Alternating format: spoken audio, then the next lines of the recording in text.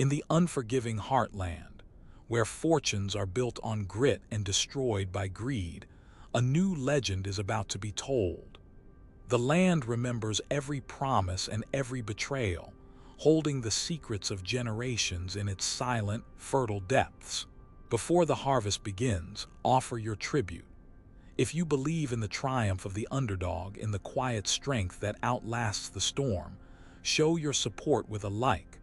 Join our community by subscribing, so you won't miss the truths buried in the soil. Now prepare yourselves.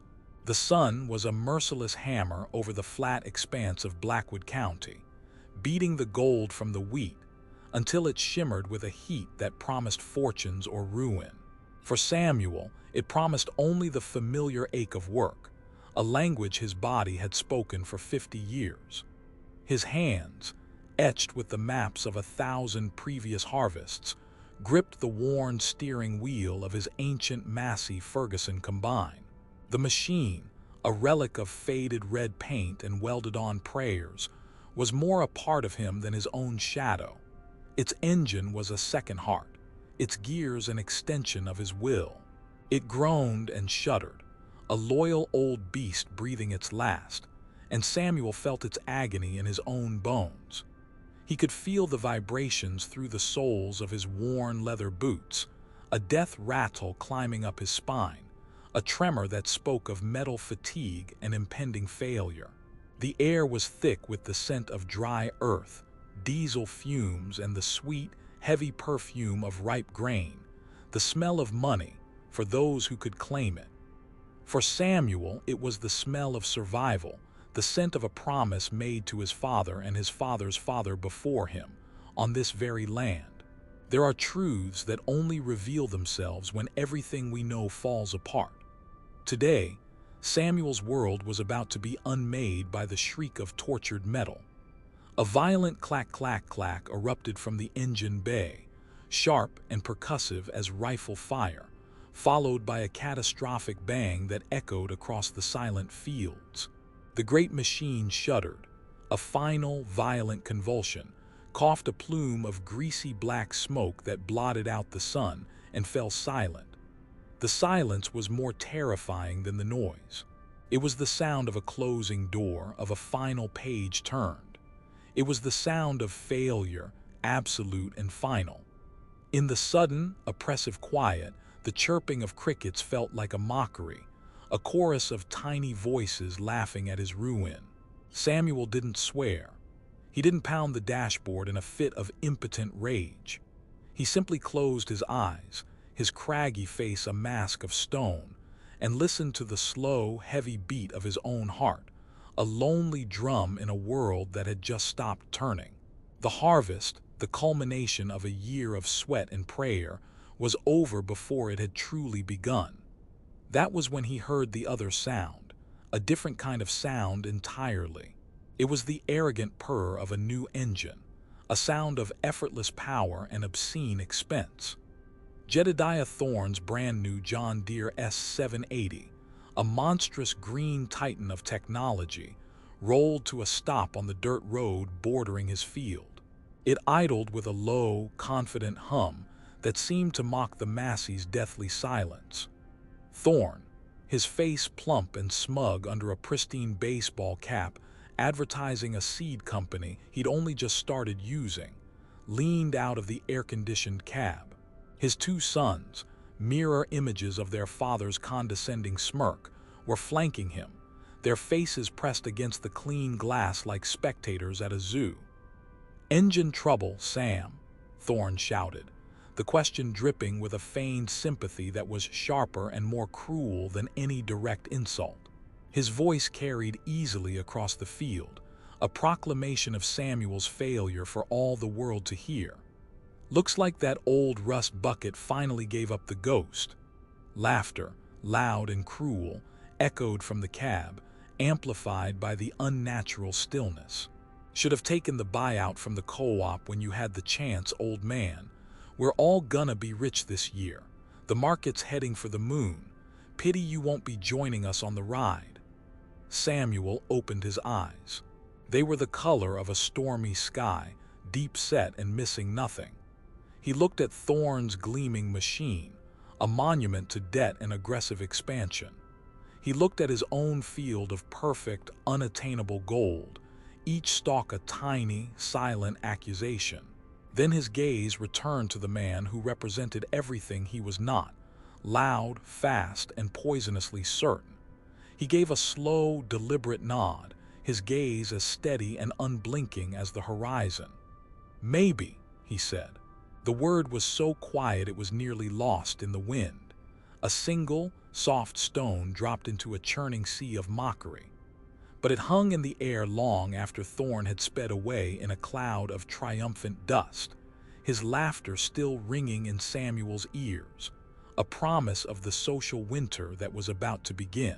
Samuel remained in the dead machine for a long time, the silence inside the cab becoming a sanctuary. He wasn't just sitting in a broken combine, he was sitting in the wreckage of his year. The loan for the seed, the fuel, the fertilizer, it all came due after the harvest. Without a harvest, there was no after. He ran a hand over a crack in the dashboard, a line he knew as well as the lines on his own palm. This machine had been his father's. He remembered being a boy, sitting on the small buddy seat, watching his father's hands, so much like his own now, guiding the beast through seas of grain. His father had a saying for moments like this, a low murmur that was part prayer, part stubborn philosophy. "The land tests you, son. It wants to know if you're worthy. Don't shout back. Just listen to what it's asking." What was the land asking now? Samuel didn't know. He only knew the weight of Thorne's laughter and the crushing silence that followed. He finally climbed down from the cab, his movements stiff. He stood before the silent engine, a tomb of cast iron and broken dreams, and placed a hand on the still warm metal. It felt like laying a hand on a dead friend. He had failed it. He had failed the legacy. The shame was a cold, physical thing, coiling in his gut. But beneath the shame, something else stirred, a flicker of defiance, as ancient and deep-rooted as the farm itself. Thorne and his kind saw the world as a race. Faster machines, bigger loans, quicker profits. They were always running, always chasing the market, always shouting. His father had seen it differently. Farming wasn't a race. It was a partnership, a slow dance with the seasons, with the soil, with fate. And sometimes the most powerful move in that dance was to stand perfectly still. The news of Samuel's misfortune traveled through Blackwood County faster than a brush fire on a windy day. It didn't need a telephone line or a radio wave. It rode on the currency of rural life, gossip. At the Prairie Belle Diner, where the coffee was perpetually bitter, and the gossip was the only sweetener. His name became a cautionary tale before he'd even managed to walk the 2 miles back to his farmhouse. It was Jedediah Thorne who planted the seed, of course, holding court from his usual booth, watering the story with every theatrical refill of his coffee cup. "Poor old Samuel," he'd say, leaning back so the vinyl creaked in protest, a perfect picture of landed prosperity. Too stubborn for his own good. We all told him that old junk heap was a liability, refusing to modernize. That's not prudence, that's pride. And the good book warns us all about pride, you know. The sentiment spread, morphing and gaining weight as it went. By noon, Samuel wasn't just stubborn. He was a fool who couldn't see the future. By evening, he was incompetent, a man who had let his family's legacy, a farm that had been in the Miller name for over a century, crumble to dust through sheer, pig-headed nostalgia. The judgment of his peers was a physical weight, pressing down on the small, clapboard farmhouse that evening, seeping through the walls like the damp of a winter chill. Samuel sat at the kitchen table, methodically disassembling and cleaning a carburetor part that didn't need cleaning. His hands, caked with a mix of grease and soil, moved with a practiced calm that seemed to infuriate his son.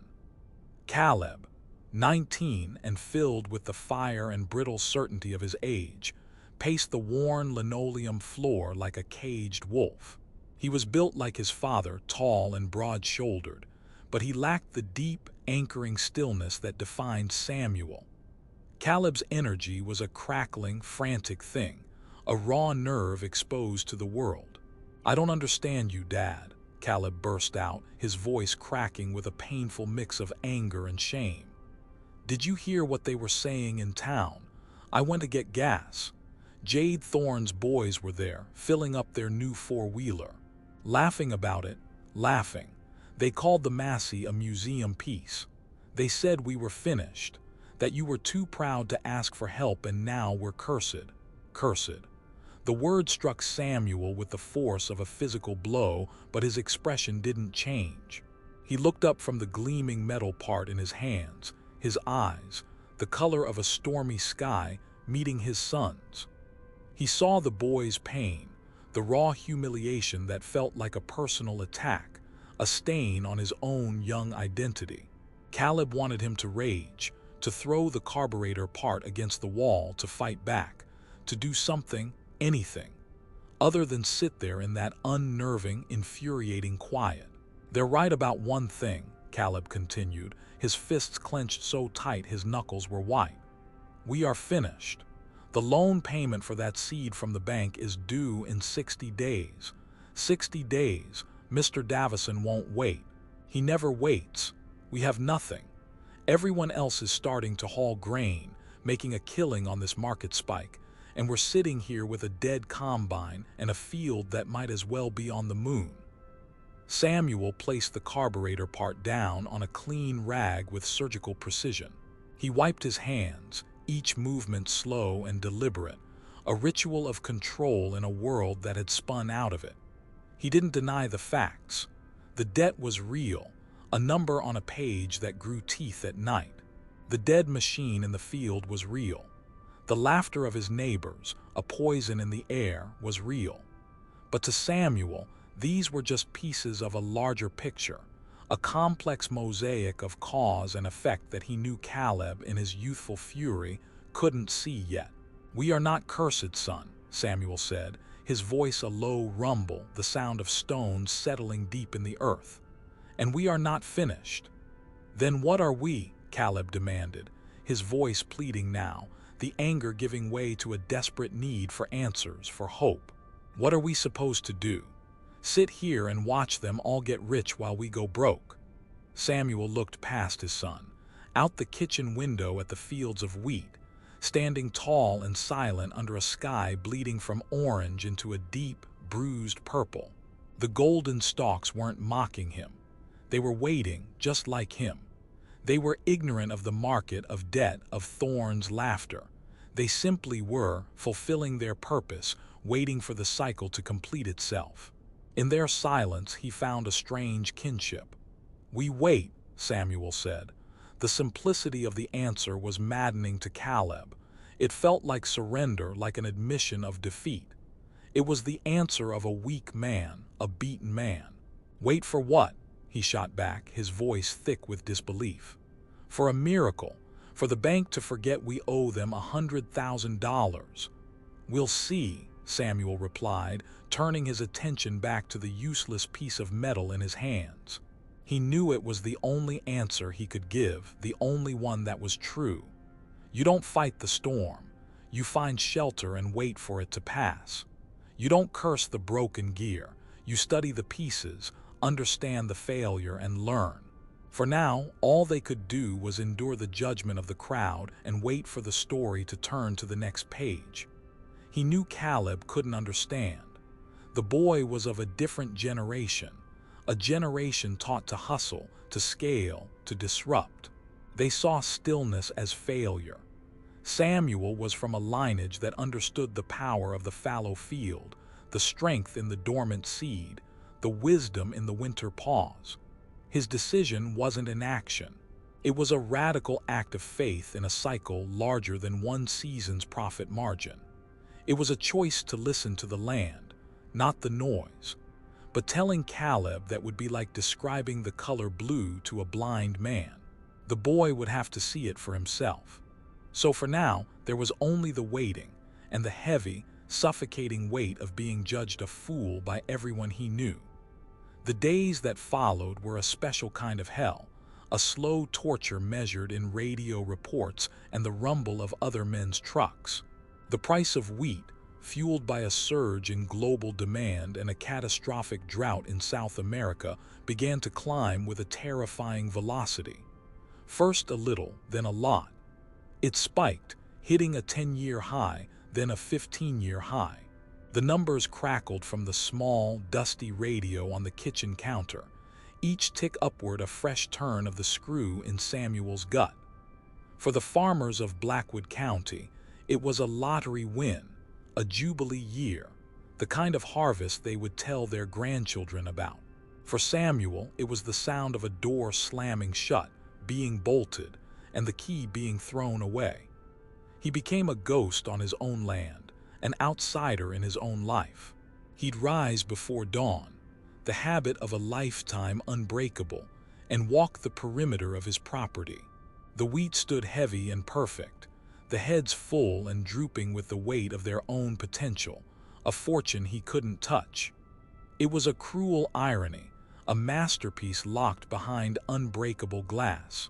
The silence of his fields was a stark, screaming contrast to the ceaseless hum of activity all around him. From dawn till long after dusk, the air was filled with the roar of new-model combines and the incessant beep-beep-beep of grain trucks backing up to the massive silos at the Blackwood Co-op. The county roads, usually quiet veins of passage, were now arteries of commerce, clogged with heavy machinery kicking up clouds of dust that settled on Samuel's porch like a film of failure. His neighbors, men he'd known his whole life, men he'd helped raise barns for and shared beers with, would drive past his farm. They didn't laugh anymore.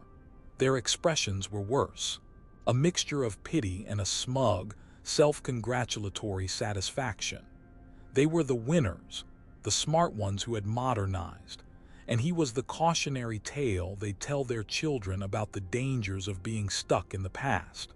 The most painful moments came from the symbols of their success, each one a small, public monument to his own failure. Jedediah Thorne, never one for subtlety, traded in his already new pickup for a gleaming silver Ford F-350 King Ranch Edition, a behemoth of leather and chrome that cost more than Samuel's entire operating budget for the year. He made a point of driving it slowly past Samuel's driveway, the sun glinting off its polished grille, a smug grin plastered on his face. Frank Miller, whose land bordered Samuel's to the west, bought his wife a new SUV and put a down payment on a boat he planned to take to the lake, a luxury Samuel couldn't even contemplate.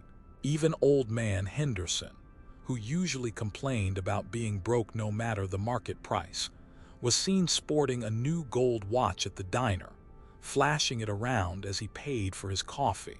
Every new truck, every fresh coat of paint on a neighbor's barn, every mention of a vacation to Florida was a testament to the opportunity Samuel had missed. He was no longer just the man with the broken combine. He was the fool who had slept through a gold rush, the one man in the county who had managed to go broke during a boom.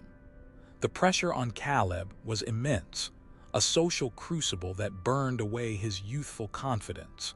At the diner, he'd sit in a corner booth, nursing a single soda for an hour, trying to become invisible. But the talk was everywhere, a rising tide of prosperity that threatened to drown him. Here Jade pulled in over 6 figures on his first run alone. Market's still climbing. Can you believe our luck? It's a gift from God. He saw the looks, the quick, pitying glances from people who had known him since he was a baby, their sympathy a hot brand of shame on his skin. He stopped going. He started taking his meals at home, the charged silence of their own kitchen preferable to the deafening din of other people's success. The isolation began to feel like a siege. One evening, Caleb came home from his part-time job at the auto parts store, his face pale and tight, his shoulders slumped in defeat. "The bank called the shop looking for me," he said, not looking at his father, his voice barely a whisper.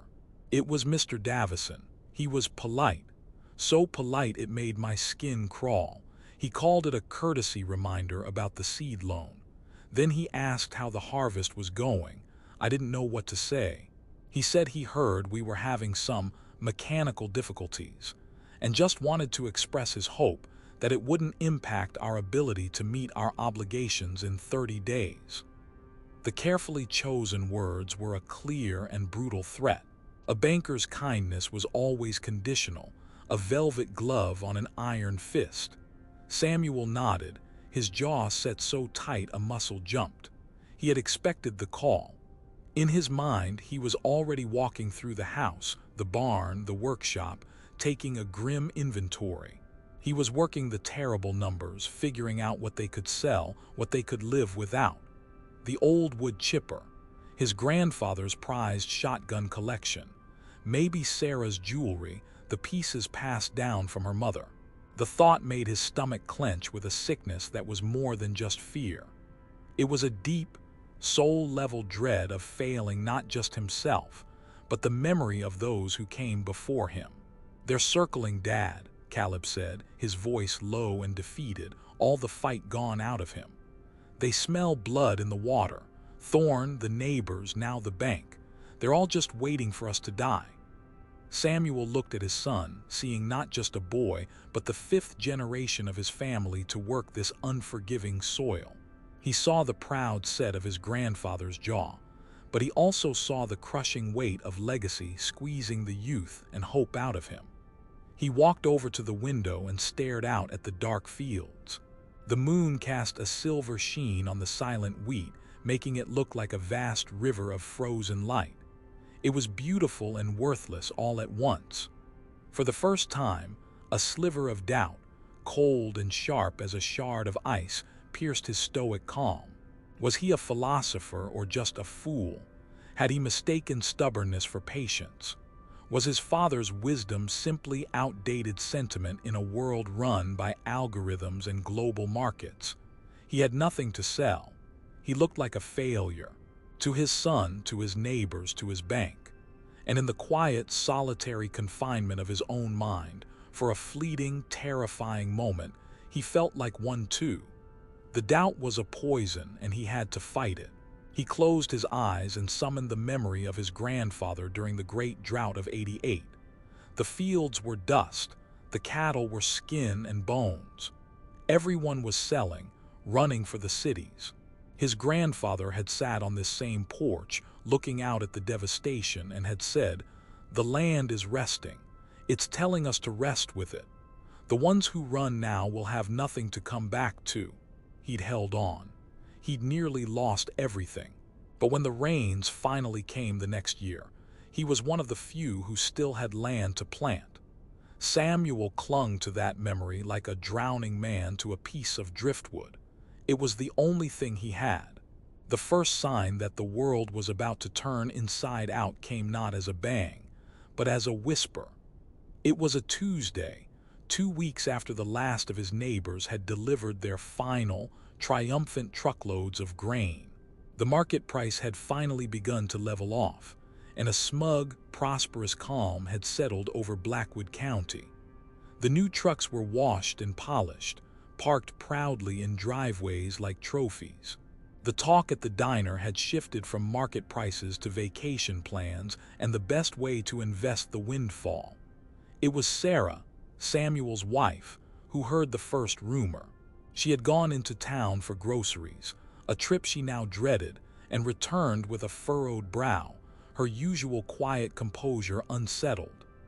"It's strange, Samuel," she said, unloading bags onto the kitchen counter with a distracted air. "The doors to the co-op office are locked, dead-bolted. There's a notice on the window, typed on official-looking letterhead, something about an unscheduled audit. People were just standing around, looking confused. Jedediah Thorne was there, banging on the glass, but no one answered." Samuel felt a prickle of unease, a cold finger tracing its way down his spine. The Blackwood Grain Cooperative was the heart of the local economy, a monolithic institution as old and seemingly as permanent as the courthouse square. It wasn't just a business, it was the town's central nervous system. An unscheduled audit was like the Vatican announcing a surprise inspection of its finances. It simply didn't happen. The whisper grew louder the next day, becoming a worried murmur that spread through the phone lines. The initial confusion curdled into a palpable concern. Frank Miller drove over, his face ashen, his usual boisterous demeanor gone. "They're not answering the phones, Sam. Not at the co-op, not at the grain buyer's head office in the city. I tried all morning, just goes to voicemail. Something's not right. Jade Thorne is down there now, yelling at the locked door, threatening to call the sheriff." By Thursday, the concern had exploded into full-blown panic. A local news station sent a van, its satellite dish rising over the co-op's massive silos like a metallic vulture, a harbinger of bad news. The story that emerged was a cascade of incomprehensible disasters, a slow-motion train wreck that no one could look away from. The grain buyer, a massive national corporation called AgriCorp, hadn't just gone bankrupt. It was the epicenter of a massive criminal investigation. The official story, laid out in cold, emotionless reports, was fraud on an epic scale. Falsified reports, leveraged assets that didn't exist, a sophisticated Ponzi scheme built on the trust and hard work of thousands of farmers across the heartland. But the truth, when it finally came out in a televised press conference by a grim-faced federal agent from the EPA, was even worse. It wasn't just financial fraud. It was a conspiracy of poison. To cut costs and illegally boost yields to meet their fraudulent projections, certain high-level managers within AgriCorp had been secretly sourcing and distributing an illegal, unapproved pesticide from an overseas supplier. The chemical was highly effective, but left a toxic, carcinogenic residue that was undetectable by standard quality control tests. Every single bushel of grain delivered to AgriCorp-affiliated silos in the last month, including every last stalk harvested with such pride from Blackwood County, was now considered contaminated. Federal property seized. Worthless. The word seized echoed from the television in Samuel's quiet living room, a death knell for an entire community. Caleb stood frozen, his hand over his mouth, his eyes wide with disbelief. Sarah sank into a chair, her face a mask of horrified comprehension. Outside, beyond the sanctuary of their farmhouse walls, the world of their neighbors was imploding. The money they had been paid, the foundation of their new trucks and vacation plans, was now subject to clawback actions by the bankruptcy courts. It was phantom money, an illusion that was about to vanish. The grain they had stored in the silos, their entire year's work, their hopes and dreams manifest in golden kernels, was now a biohazard, destined to be collected by men in hazmat suits and incinerated. They weren't rich. They were ruined, deeper in debt than ever before, with nothing to show for it but a bitter taste of ashes. The shockwave was seismic. The stories that trickled back to the farm were apocalyptic. Jade Thorne had apparently collapsed in the co-op parking lot, clutching his chest, his face the color of putty. Frank Miller was seen sitting in his brand-new boat, which was still on its trailer in his driveway, just staring, white-faced and silent, having to explain to his wife that the new SUV would have to go back to the dealership. The community, so recently buoyed by a wave of unprecedented prosperity, was now drowning in a sea of collective ruin, their shared dream turning into a shared nightmare. In the midst of the chaos, Samuel's farm remained an island of tranquility, untouched by the maelstrom. He walked out to his field, the same field that had been a symbol of his failure and the object of his neighbor's pity. The wheat was still standing, dry and past its prime, but it was there. It was real. He reached out and touched a stalk, rolling the kernels between his fingers. They were hard and solid in his palm. He had missed the high prices. He had endured the ridicule. He had looked like a fool, but his grain was safe. It was clean. It was his. Caleb joined him at the edge of the field, his eyes wide with a dawning, terrifying understanding. He looked at the silent, golden wheat, then at his father's calm, weathered face. The silence between them was no longer filled with anger or shame, but with a profound, humbling awe that bordered on fear. "Dad," Caleb whispered, his voice hoarse, as if the word itself was a discovery. "You knew." Samuel shook his head, his gaze fixed on the distant horizon, as if he could see the turning of the great wheel of fate. "No," he said softly. "I didn't know, I just waited."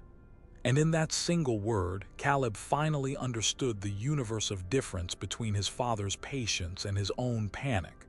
It wasn't weakness. It was a form of sight. The silence that had once been Samuel's shame now became his strength. While the rest of Blackwood County descended into a maelstrom of lawsuits, bankruptcy hearings, and bitter recriminations, his farm was an oasis of quiet potential. The national news covered the AgriCorp scandal relentlessly. The story of tainted grain created a panic in the national food supply chain. Consumers were terrified. Grocery stores pulled products from shelves. Major food brands saw their stock prices plummet. In this new landscape of fear and distrust, the market for verified, clean wheat didn't just triple, it went stratospheric. The entire agricultural economy, for a brief, chaotic period, was no longer about bulk commodities.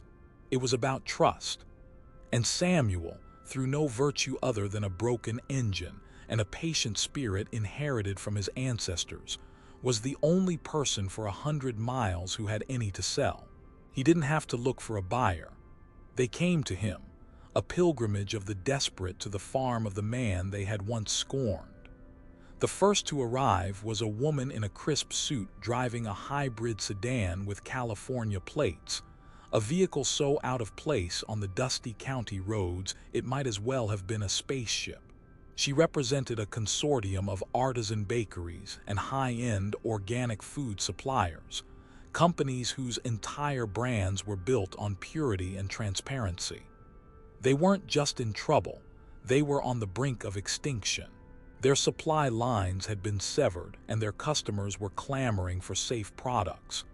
Her name was Evelyn Reed, and she possessed a directness that Samuel found refreshing. She didn't haggle. She didn't play games. She walked with Samuel through his fields, running the wheat kernels through her manicured fingers, her expression one of reverence, as if she were handling sacred relics. "Mr. Miller," she said, her voice clear and direct, cutting through the haze of the past few weeks. "I won't waste your time.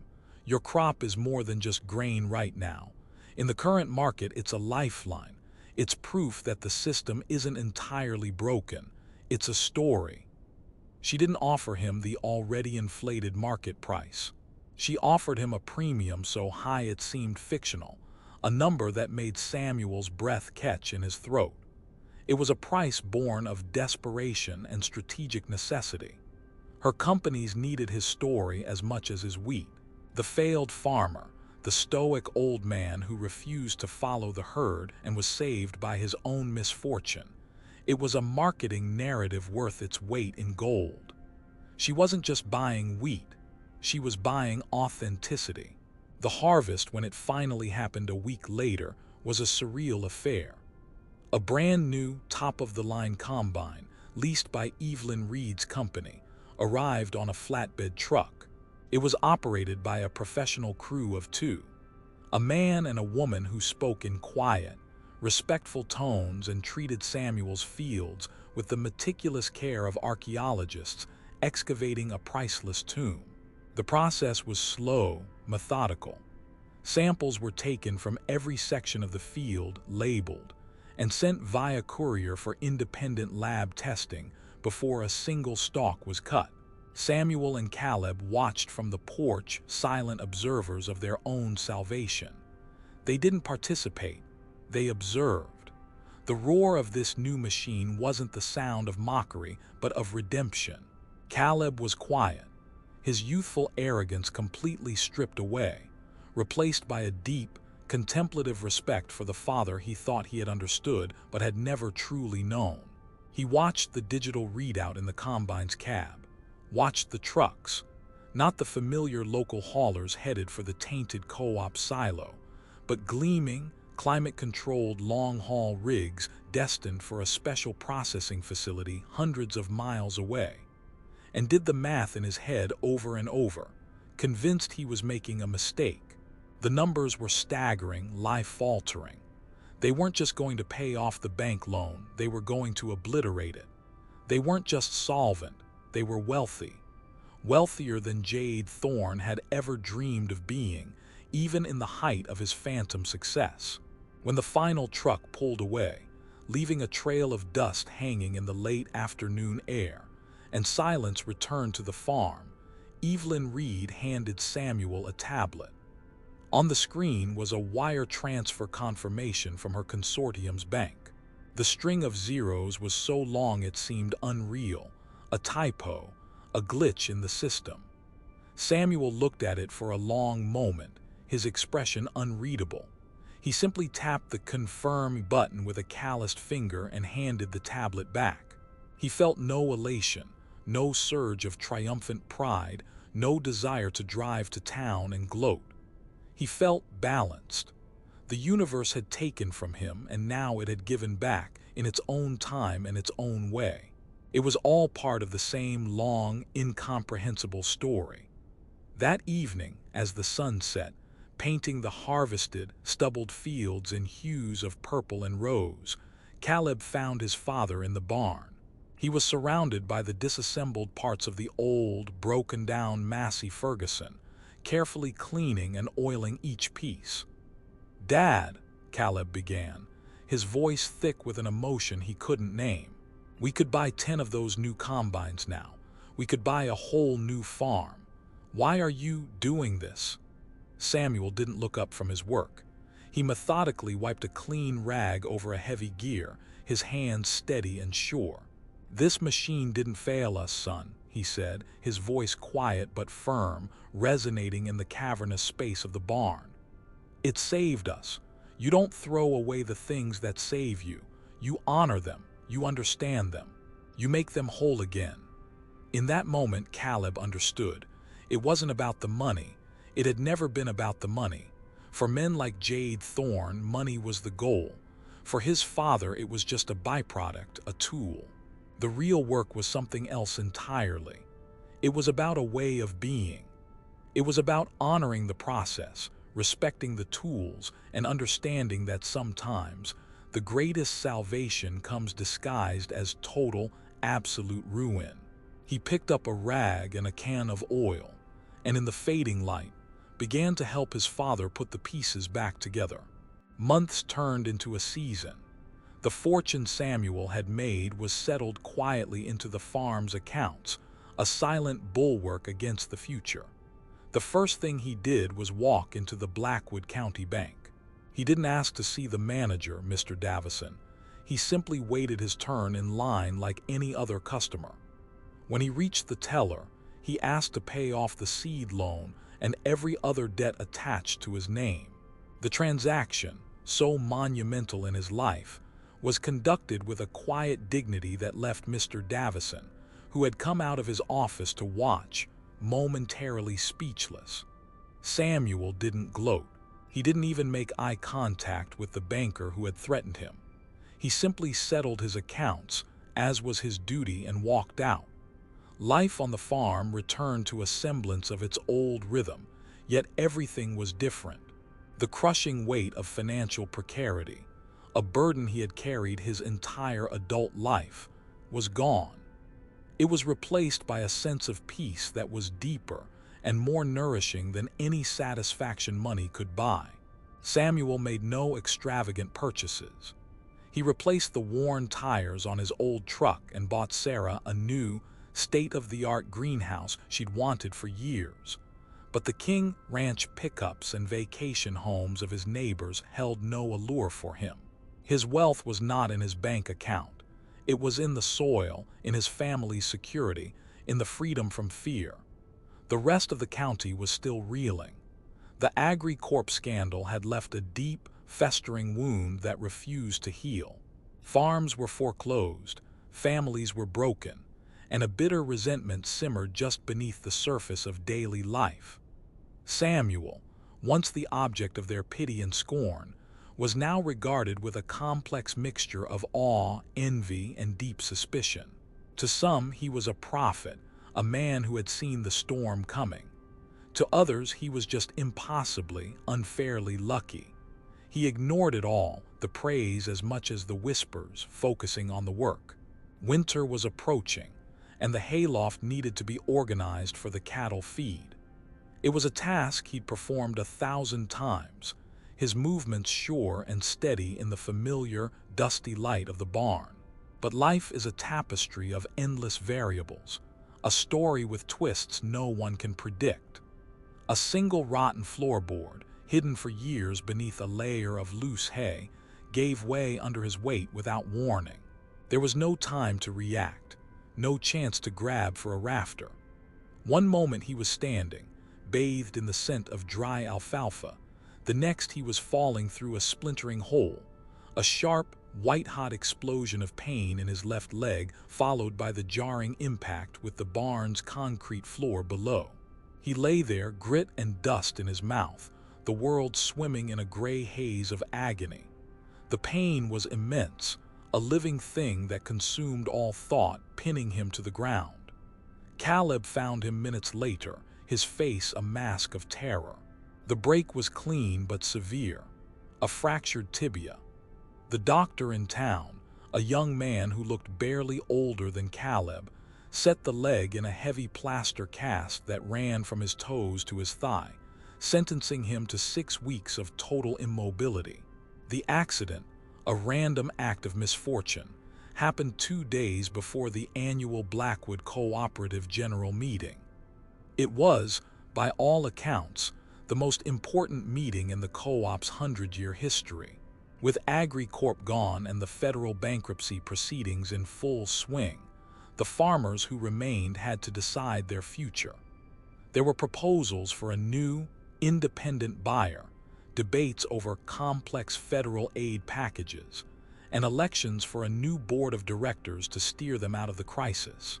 Samuel, as the only financially solvent and uncompromised farmer in the region, was expected to play a major role. His voice, once ignored, now carried immense weight. "I have to go, Dad," Caleb insisted, standing by Samuel's bedside in the downstairs living room, which had been converted into a makeshift sick room. "Someone has to be there to represent us. They're going to be making decisions that will affect us for years to come. We can't be absent." Samuel, his leg propped up on a mountain of pillows, a heavy, dead weight, looked out the window. A grim, late autumn rain was falling, lashing against the glass, turning the world outside into a gray blur. He felt a deep weariness, not just from the throbbing pain in his leg, but from the endless, grinding cycle of crisis and response. "Go," he said, his voice raspy with pain medication. "Listen more than you talk. Don't make promises, just watch them. See who is trying to lead and who is just trying to grab power." The neighbors heard about his fall, of course. The news provided a strange, almost welcome distraction from their own woes. Once again, Samuel became the topic of conversation at the Prairie Belle Diner. This time, the tone was different. It was pity, genuine but tinged with a dark sense of cosmic irony, of schadenfreude. "Poor old man," Frank Miller's cousin said, shaking his head. "Finally gets a break, makes a fortune, and now this. Can't even get to the meeting to protect his own interests. The man's luck is just a pendulum, swings from one extreme to the other." Jedediah Thorne, who had lost his farm and now worked part-time at the auto parts store, a ghost of his former self, overheard the comment.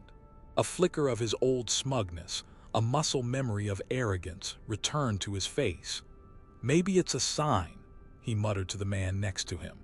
"Maybe that money's cursed after all." Samuel, confined to his chair by the window, heard the cars and trucks leaving for the meeting at the old community hall. He watched them go, one by one, until the road was empty and silent again. The rain intensified, drumming a frantic, relentless rhythm on the tin roof. A deep sense of unease settled over him, a feeling he couldn't quite name. It wasn't about the meeting. It was something else, a feeling of dissonance, as if the world was slightly out of tune. He closed his eyes, listening to the storm, and for the second time that year, in the face of a future he could not control, he simply waited.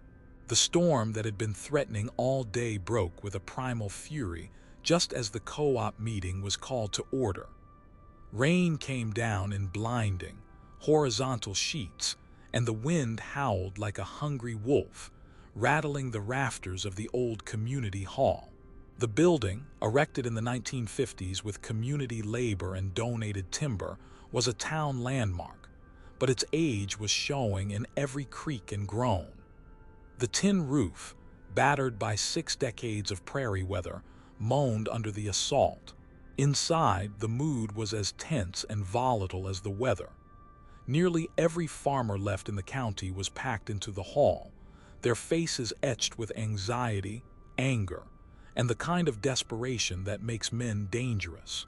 Caleb sat near the back, feeling swallowed by the raw emotion in the room. He followed his father's instructions, listening as furious arguments broke out over motions and amendments. He felt small and out of his depth, a boy among broken, desperate men fighting over the scraps of their former lives. At the farmhouse, Samuel listened to the same storm, feeling its power vibrate through the very foundation of the house. The power had flickered and died an hour ago, plunging the house into a deep, quiet darkness lit only by the soft, warm glow of a few oil lamps. The rhythmic drumming on his own roof was a counterpoint to the raging chaos outside. He felt a strange sense of peace in the isolation, his world reduced to the circle of warm light, the book in his lap, and the steady, insistent throb of his broken leg. He wasn't thinking about the meeting, about money, or about the future. He was thinking about the structural integrity of his own barn roof, wondering if the repairs he'd made last spring would hold against this wind. That's when the sound came. It wasn't the wind or the rain. It was a distant, horrifying noise that cut through the storm's roar. A low, grinding groan, like the world tearing itself apart, followed by a sudden, sickening silence that was more absolute than anything that had come before. It was a sound so profoundly wrong that it made the hair on Samuel's arm stand up. The silence that followed was even more terrifying. The wail of the wind seemed to die down, as if in shock. Then another sound began to rise from the direction of the town's sirens. One at first, a lonely cry in the dark, then two, then a frantic chorus of them, all screaming towards the same point on the horizon. The old landline phone, miraculously still working, began to ring with a jarring shrillness. Sarah answered it, her hand trembling. Samuel watched her face, illuminated by the lamplight, turn from concern to stark, bone-white horror. She dropped the receiver into its cradle, her hand flying to her mouth, her eyes wide and unseeing. "Samuel," she whispered, her voice a thread of sound in the sudden quiet of the house. The roof of the hall, it collapsed. The news that filtered in over the next hour, through frantic calls from neighbors and a crackling battery-powered radio, was a litany of horror. The wind, channeled by a freak meteorological event known as a downburst, had hit the old community hall with the force of a bomb. It had peeled back the aging tin roof as if it were a sardine can. Heavy wooden beams, waterlogged and rotten from years of small, unnoticed leaks, had snapped like toothpicks and fallen into the crowded room below. It was a scene of chaos and devastation. There were injuries, many of them severe, and there were fatalities. Frank Miller's cousin, who had pitied Samuel's luck, was gone, crushed instantly. Several others who had laughed, judged, or envied him were trapped, injured, or worse. The town's small volunteer fire department and ambulance corps were completely, hopelessly overwhelmed. By some miracle of timing and position, Caleb had been spared. He had been standing near the back wall, close to an exit, and had been shielded by a heavy oak doorway when the main trusses came down. He called his father, his voice shaky and breathless, describing the scene with the fragmented, disjointed speech of a trauma survivor. It was instant, Dad. 1 minute they were arguing about bylaws. The next it was just chaos. Dust and screaming. I saw it happen. Samuel sat in his lamplit room, his broken leg a throbbing, immovable anchor. He was safe. He was warm. He was home. His wife was safe. His son was alive. He had been kept from that meeting, from that place of disaster, by a simple, random, unlucky accident. A rotten piece of wood in his own barn, a moment of inattention, had saved his life. He felt no sense of victory. No, I told you so. No satisfaction in the ironic twist of fate. Only a profound and humbling wave of sorrow for his neighbors, men he had known his whole life, and an equally profound sense of awe at the intricate, terrifying, and utterly unknowable design of the world. His bad luck had been a shield. His misfortune had been a fortress. He closed his eyes not in prayer, but in acknowledgement of a power so much greater than himself, a story whose plot he could never hope to guess, written by an author he could never know. The dual disasters, the financial ruin of the AgriCorp scandal followed by the physical devastation of the Hall collapse, broke the spirit of Blackwood County. The old certainties, the bedrock of their lives, were gone. The smugness, the quick judgments, the easy division of the world into winners and losers, all of it had been washed away by a tide of tragedy and debt. In its place grew a strange and unfamiliar silence, the quiet of a community shocked into looking inward. And in that quiet, they began to look at Samuel Miller differently.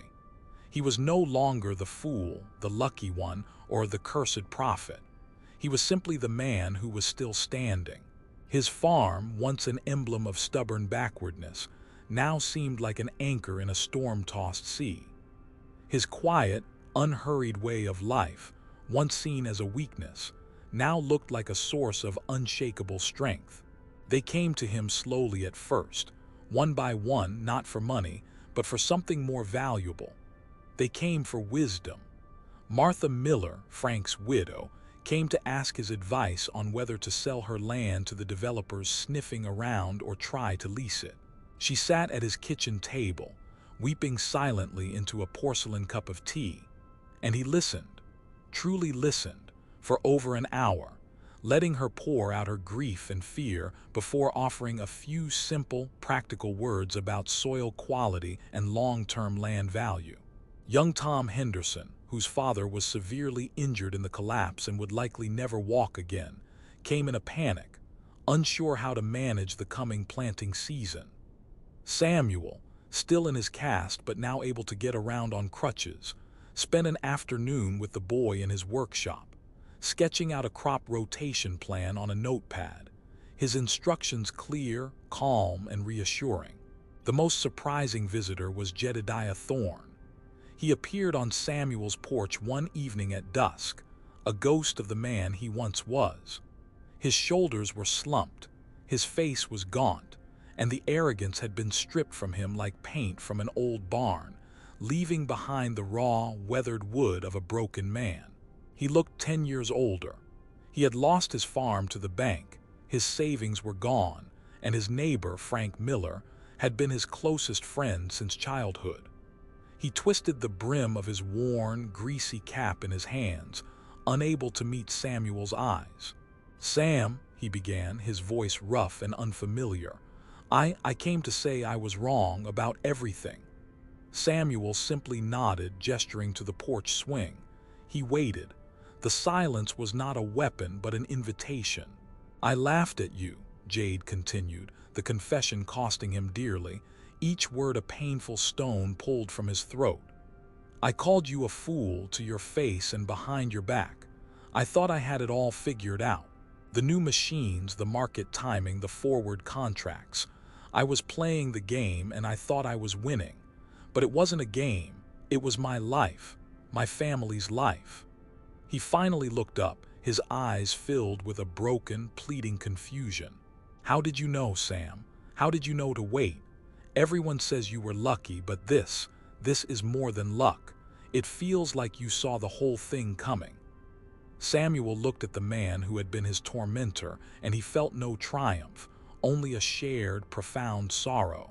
He saw not an antagonist, but another farmer, another man who had gambled against the unpredictability of the earth and the sky and lost everything. "I didn't know anything, Jade," Samuel said, his voice gentle. "That's the entire point. You thought you knew it was a good year. You judged the event the moment it happened. You celebrated. I just accepted that I didn't know what it meant. The combine breaking wasn't bad. It just was. My leg breaking wasn't bad. It just was." He gestured for Jade to sit on the porch steps. The sun was setting, and the harvested fields were bathed in a soft, forgiving light. "We live our lives like we're reading a book, but we're only on page 50, Samuel said, his voice taking on a distant, philosophical tone. "We cry when a character we love gets hurt, and we celebrate when they find a hidden treasure. But we have no idea what's going to happen on page 200. The bad thing, the broken machine, might be the very thing that saves them from a shipwreck. The good thing, the treasure, might be the thing that leads a villain right to their door. We just don't know. We can't know." Jade sat for a long time in silence, the crickets beginning their evening song around them. He was absorbing the simple, profound truth of it. His constant, frantic need to label every event, to declare it a victory or a defeat the moment it happened, had been the engine of his anxiety and his ultimate ruin. He finally stood up, his posture a little straighter than when he had arrived. "Thank you, Sam," he said, and the words were sincere, stripped of all artifice.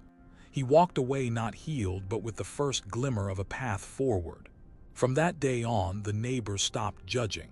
They started listening. They started watching. And they started learning from the quiet man who had lost everything, only to find the one thing that truly mattered. The cast came off in the early spring, just as the frost was leaving the ground. Samuel's leg was weak but healing. As he slowly regained his strength, he spent more time with Caleb, walking the fields as the first green shoots of the new season began to push through the dark, rich soil. The bond between them had been reforged in the crucible of the past year. Caleb's frantic energy had settled into a focused calm. His father's stillness was now something he understood and sought to emulate. One afternoon, they stood on the small rise overlooking their land. The farm was more prosperous than ever. Samuel had used a portion of his earnings to buy the Miller farm from Martha, giving her a price far above market value, and allowing her to move to the city to be with her daughter, her future secure. He had hired young Tom Henderson to help manage the expanded acreage, giving the young man a purpose and a steady income while his father recovered. He was not just rebuilding his own farm. He was quietly, carefully, helping to mend the frayed fabric of his community.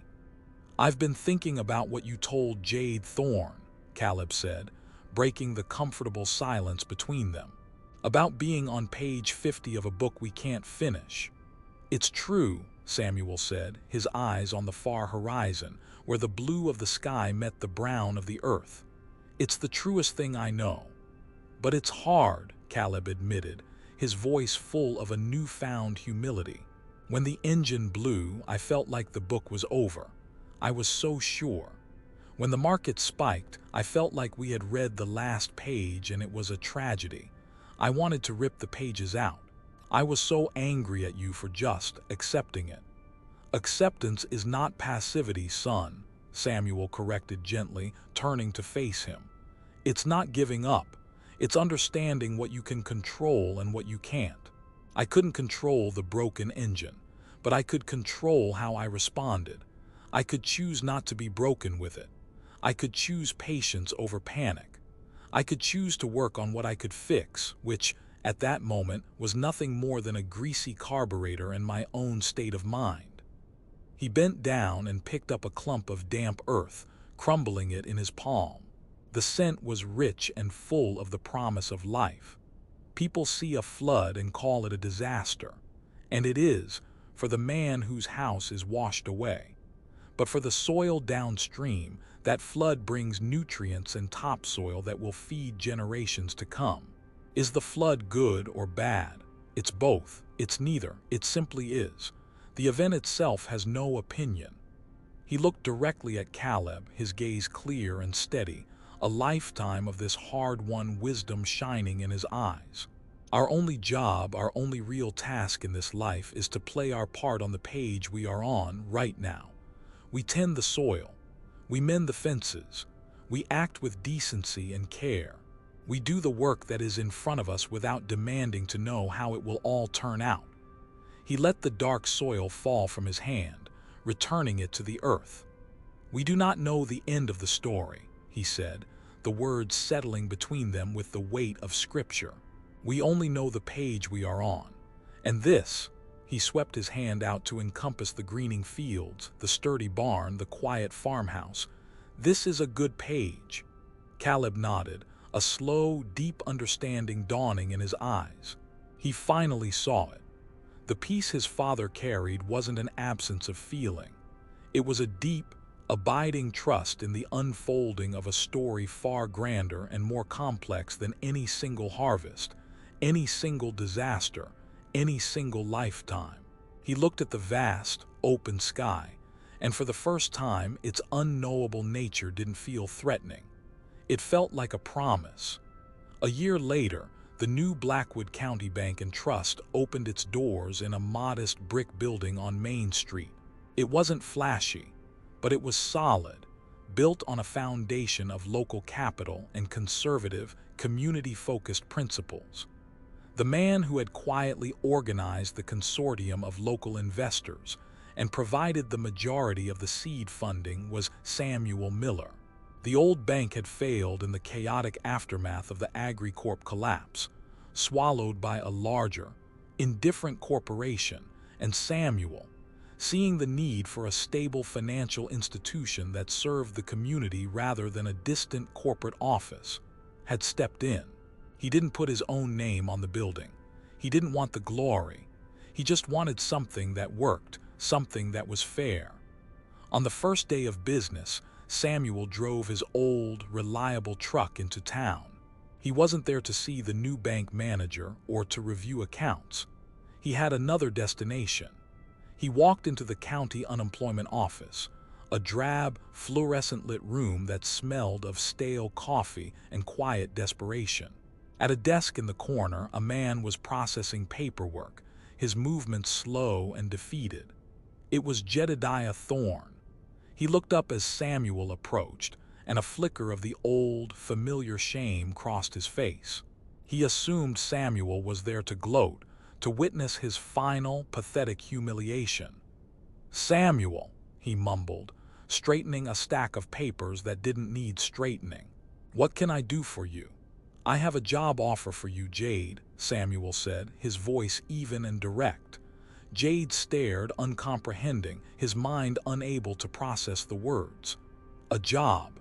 For me, I need a manager for the grain operations on my expanded farm," Samuel explained calmly. "I need someone who understands the machinery, the logistics, the market. Someone who knows what it feels like to lose everything and won't take a single bushel for granted." The offer was so unexpected, so contrary to the way the world was supposed to work, that Jade was speechless. Power was supposed to crush the powerless. Winners were supposed to mock the losers. That was the only rule he had ever known. "Why?" Jade finally managed to ask, his voice hoarse with disuse and disbelief. "After everything I said, after how I treated you." Samuel looked at the broken man before him, and he saw not an enemy to be punished, but a resource to be salvaged, a man with a deep well of knowledge that was going to waste.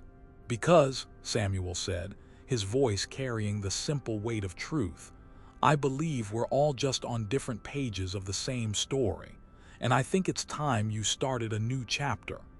He placed a business card on the desk. It simply had his name and number. "The job is yours if you want it. Pay is fair. Report to my son Caleb on Monday." Samuel turned and walked out, leaving Jade Thorne sitting in the sterile silence of the unemployment office, staring at the small white card as if it were a lifeline thrown from another world. Samuel didn't look back. The confrontation wasn't about vengeance, it was about restoration. Poetic justice, he had learned, was not about watching your enemies fall. It was about having the strength to help them get back up. That was the real measure of power. And so their destiny was forged. A new legacy built not on profit but on principle, rising from the ashes of the old. Their story now belongs to the land, but its power only grows if shared.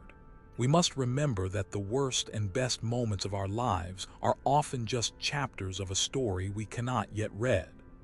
But as one man breaks the system to find his peace, another is trapped by a cage of his own making. What happens when a man achieves ultimate success, only to realize the fortune he built is the very prison he can never escape? If this journey marked your soul, leave a like and subscribe. For the best stories are those that refuse to die in silence.